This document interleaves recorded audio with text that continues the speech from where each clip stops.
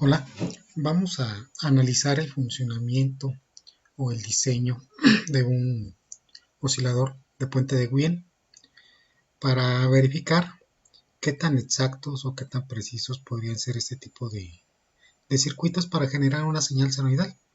Hay que recordar que este tipo de circuitos de puente de Wien generan señales senoidales únicamente, ¿sí? El hecho de que genere una señal senoidal es una respuesta por la naturaleza de la amplificación y de la atenuación en el mismo circuito. Bueno, si revisamos un poco la teoría de funcionamiento de este oscilador o de este circuito, en este caso pues voy a tomar una parte del libro de electrónica del autor Hamley. En esta parte se nos describe el funcionamiento del oscilador de puente de Wien. Nos dice que el oscilador de puente de Wien es un oscilador senoidal. Entonces la única forma de onda que va a generar este oscilador es una forma de onda senoidal, ¿sí? Y si este tipo de oscilador está trabajando de manera exacta, la forma de onda que debe generar debe ser senoidal a la frecuencia que fue calculada o fue diseñado, ¿sí? Muchas veces decimos que en la teoría todo funciona, en la realidad pues surgen demasiados problemas, ¿verdad? En este caso pues vamos a tratar de analizar un poquito el por qué se separa un poquito los circuitos prácticos o reales con los circuitos ideales que son diseñados. Bueno, este tipo de oscilador consta únicamente de un amplificador operacional, ¿sí? Un amplificador operacional el cual va a tener dos retroalimentaciones, ¿verdad? Una retroalimentación positiva, que viene siendo esta trayectoria, ¿sí? Y una retroalimentación negativa, que viene siendo otra vez de estas dos resistencias, ¿verdad? La retroalimentación positiva consiste de dos circuitos RC, un circuito RC en serie y otro circuito RC en paralelo, ¿sí? Y la conexión de estos dos circuitos es la que va a estar como señal de entrada positiva a mi amplificador operacional, ¿verdad? Y también la retroalimentación negativa pues consiste de dos resistencias conectadas en este caso en serie. Podemos decir que es un divisor de voltaje. Entonces una fracción de la ganancia se retroalimenta en forma negativa al amplificador, ¿sí? La única condición que se nos pone para el funcionamiento de este circuito es que la resistencia, en este caso R2, debe ser mayor que dos veces la resistencia R1 en este circuito. Esta resistencia de retroalimentación R2 debe ser mayor que dos veces la retroalimentación de R1. Eso nos está asegurando la oscilación. Pero ¿qué tan mayor? ¿Sí? A lo mejor es 5 veces mayor o 3 veces mayor o 2.5 veces mayor. Bueno, esa es la parte que yo quiero que analicemos un poquito, ¿sí? Hay que recordar que esta retroalimentación proporciona también amplificación. Si la resistencia de retroalimentación negativa es grande, entonces mi ganancia va a ser grande. Va a hacer que mi señal a la salida pues crezca más. Si disminuye mi resistencia R2, pues va a disminuir también mi ganancia, ¿no? O mi señal que tengo a la salida.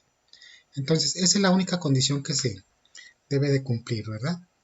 Y la fórmula para calcular la frecuencia de oscilación o la frecuencia de trabajo de este circuito, pues es igual, que la frecuencia es igual a 1 entre 2 pi por la resistencia por el capacitor. Esta resistencia y este capacitor vienen siendo de los circuitos de la retroalimentación positiva.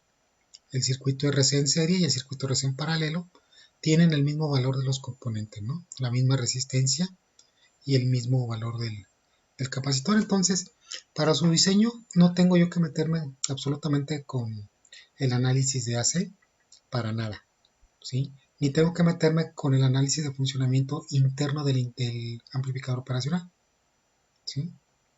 Lo único que necesito es la fórmula y cumplir la condición. Entonces, para recordar un poquito el circuito, pues ahorita que está implementado en un simulador, en este caso vamos a utilizar el simulador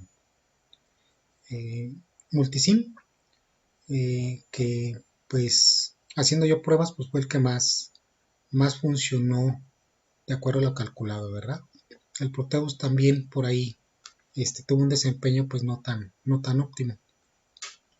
Bueno, entonces consiste de una retroalimentación positiva a través de los circuitos RC y una retroalimentación negativa a través de estas dos resistencias que formarían el divisor de voltaje, ¿verdad? Es todo lo que tenemos que saber o que necesitamos. Entonces, en este caso también para ahorrar un poco de tiempo en el video, pues yo ya tengo implementado un circuito, ¿sí? Tengo el circuito del amplificador operacional, utilizamos el LM301, puede ser cualquier amplificador, hay que tomar en consideración también la frecuencia a la que va a trabajar. El amplificador operacional debe de estar dentro, su frecuencia de funcionamiento debe estar dentro de la frecuencia que nosotros queremos calcular el oscilador, ¿sí? Entonces, tenemos la retroalimentación negativa a través de dos resistencias, una resistencia de 22K y una de 10K. Aquí, recordando la condición que esta resistencia R1 de retroalimentación debe ser mayor que 2 veces la resistencia R2. ¿Sí? Entonces vamos a poner esa condición aquí. Vamos a ponerle aquí R1. Vamos a poner un poquito más grande el texto. Ahí está. R1 debe ser mayor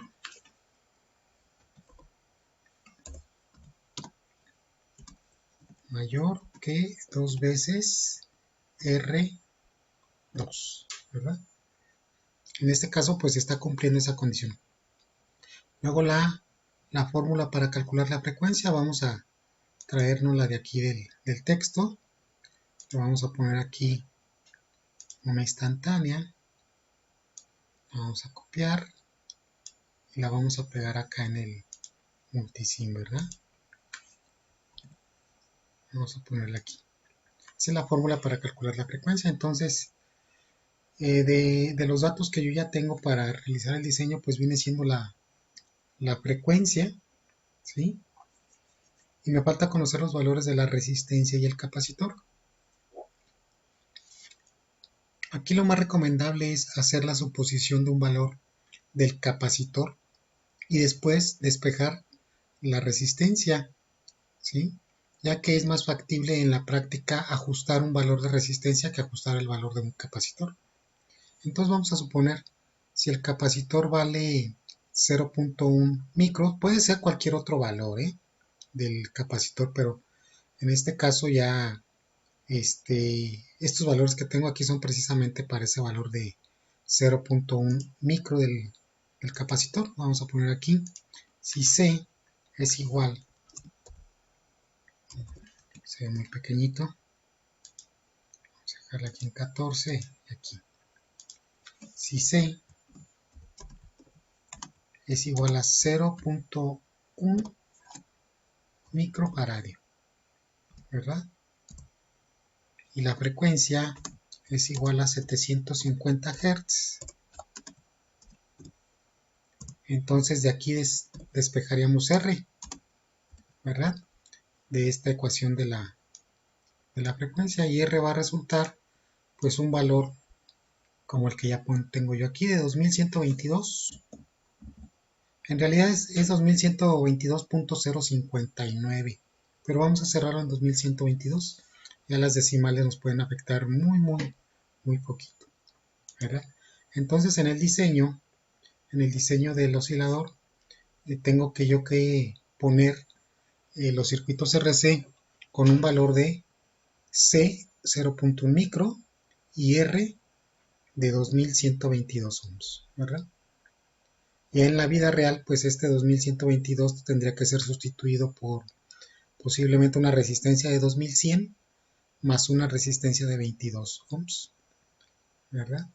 Bueno, el circuito en serie RC y el circuito RC en paralelo tienen los mismos valores de los componentes.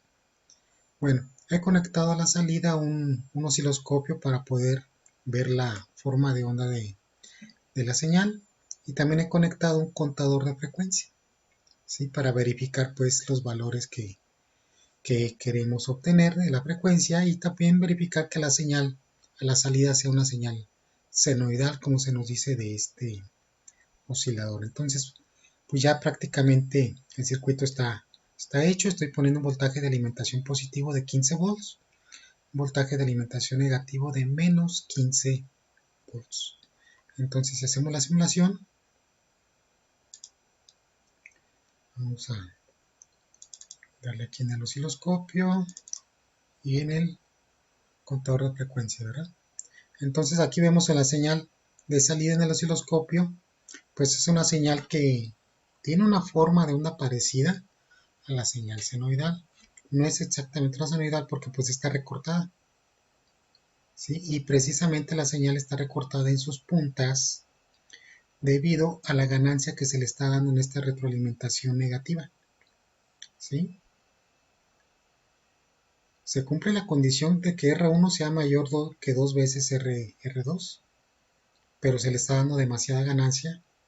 Entonces, debido a esa ganancia elevada, se están recortando mis puntas de la señal senoidal, o se está saturando también, podemos decir, ¿no? Y la frecuencia que tenemos a la salida, con el contador de frecuencias, aquí marca 736 y pues 0.2, ¿no? Y variaciones de los hertz. La frecuencia que se observa aquí en el osciloscopio, pues indica 736 Hz también, ¿sí? Bueno, ¿qué sucede si yo modifico el valor de la resistencia R1? A ver, entonces decimos, o habíamos mencionado que esta resistencia nos proporciona ganancia. Aquí tiene un valor de 22K. Si yo le doy un valor, por ejemplo, de 30K, se sigue cumpliendo la condición de que es mayor que 2 veces la resistencia R2, ¿sí? Entonces simulamos y vean ustedes, la señal senoidal se deformó todavía mucho más. Todavía se recortaron más los picos, ¿sí? La frecuencia de oscilación pues se alejó todavía mucho más del valor de 736 Hz, ¿sí? Entonces se sigue cumpliendo la condición, pero pues aquí ya la ganancia es excesiva. Entonces, ¿qué tenemos que hacer? Disminuir el valor de esta resistencia. La teníamos anteriormente 22K, entonces vamos a darle 21K, ¿verdad? Se sigue cumpliendo todavía la condición de que es mayor que 2 veces que la resistencia R2. Entonces con 21K se debe de ver una mejora en la forma de onda senoidal, debe de haber un acercamiento de la frecuencia de salida a los 750 Hz que se calculan. Entonces aquí hacemos la simulación.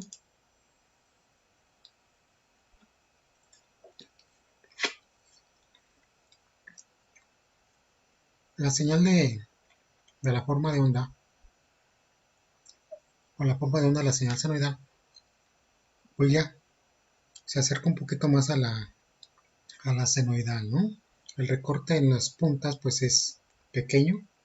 La frecuencia de oscilación de salida se acerca todavía más al valor calculado de 744, ¿sí? Que anteriormente estaba en 736. Entonces, si de esta manera podemos ir disminuyendo un poco el valor de la resistencia de retroalimentación negativa, nos vamos a ir acercando a la frecuencia calculada de manera teórica, ¿sí? Y también la forma de onda se va a ir acercando cada vez más a una señal senoidal. Entonces, aquí tenemos este 21K, sigue siendo mayor. Vamos a acercarlo un poquito más, vamos a un valor intermedio. Entre 20K y 21K, pues serían 20.5, ¿verdad? 20.5K. Vamos a poner aquí 20.5K. 20.5K. Le damos OK. y simulamos otra vez, ¿no?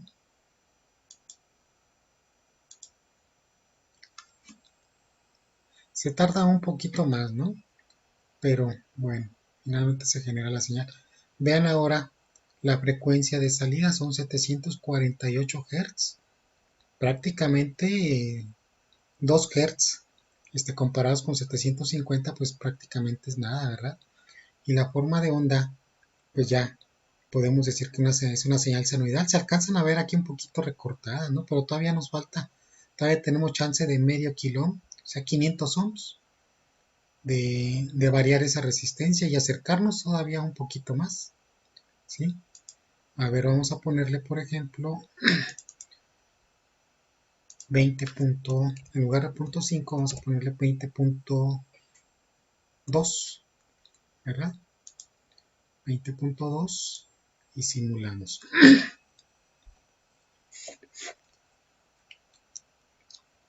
Hay que esperarnos un poquito a que la simulación, como es ahora más exacta, ¿verdad?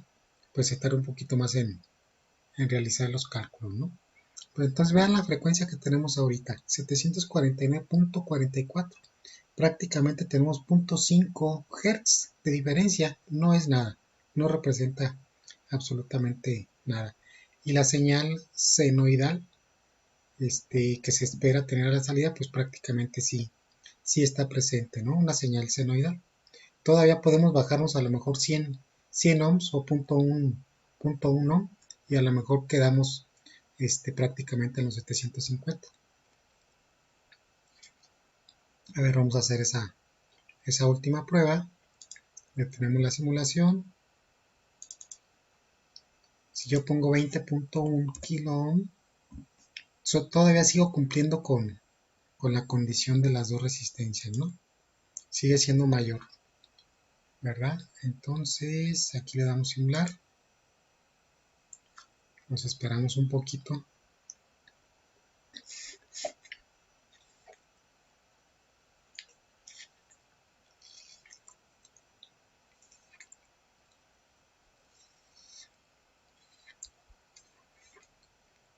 Y como que ya quiere empezar a generarse la forma de onda. Ya se está generando, ¿verdad? 749.72 Hz. Entonces ahí se tiene un error de 0.28 Hz, ¿sí? Prácticamente nada. La señal senoidal, pues podemos ver prácticamente una señal senoidal. Aquí en el osciloscopio se nos marca una frecuencia de 749 Hz y en el contador de frecuencia pues nos marca más exacto, ¿no? 749.727 Hz. Y aún así todavía tenemos 100 ohms de chance de modificar esa resistencia para acercarnos un poquito más, pero pues prácticamente estamos viendo que el oscilador de puente bien, pues sí genera la señal senoidal, sí genera la frecuencia a la que se hacen los cálculos, ¿no? ¿Sí? Entonces sería interesante hacer esta misma operación en Proteus para ver qué tanto nos podemos acercar a la frecuencia calculada y si la señal de la onda de salida pues también se acerca a una señal senoidal perfecta. Bueno, entonces pues este sería el análisis de funcionamiento del oscilador de puente de Wien, ¿sí? Es diferente a un análisis que hagamos de diseño del funcionamiento, ¿no? Este nada más es el funcionamiento en sí como el circuito generador, ¿sí? No es el funcionamiento interno del circuito. Bueno, muchas gracias.